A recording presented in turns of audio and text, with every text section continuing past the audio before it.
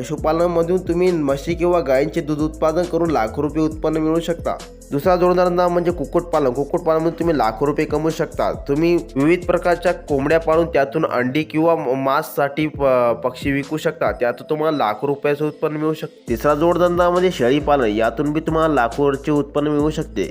उत्तम पद्धतीच्या शेळ्या पाळून त्यातून तुम्हाला शेळीपासून बोकडला चांगल्या प्रकारे मार्केटमध्ये मागणी असते, तर तुम्हाला यातून बोकडाच्या व्यवसायामधून खूप चांगला पैसा शेळीपालनमधून मिळू शकतो. चौथा जोडधंदा म्हणजे मत्स्यपालन. मत्स्यपालन तर तुम्हाला लाखोचे उत्पन्न मिळू शकते. तर तुमच्याकडे शेततळ उपलब्ध असेल तर त्यातून तुम्ही मासे विविध प्रकारचे टाकून त्याच्यामधून उत्तम प्रकारचे मासे तयार करून तुम्ही मार्केटमध्ये चांगली मागणी असते, तर तुम्हाला त्यातून लाखो उत्पन्न मिळू शकते. पाचवा जोडधंदा म्हणजे मधुमक्षी पालन. यातून तुम्हाला मधुमाशीपासून चांगल्या प्रकारे मध उत्तम दर्जाचे मिळवून मार्केटमध्ये चांगल्या प्रकारे मागणी असते, तर तुम्हाला यातून चांगले उत्पन्न भेटू शकते. तर या 5 जोडधंद्यामध्ये कोणता तुम्हाला जोडधंदा सर्वोत्तम वाटला?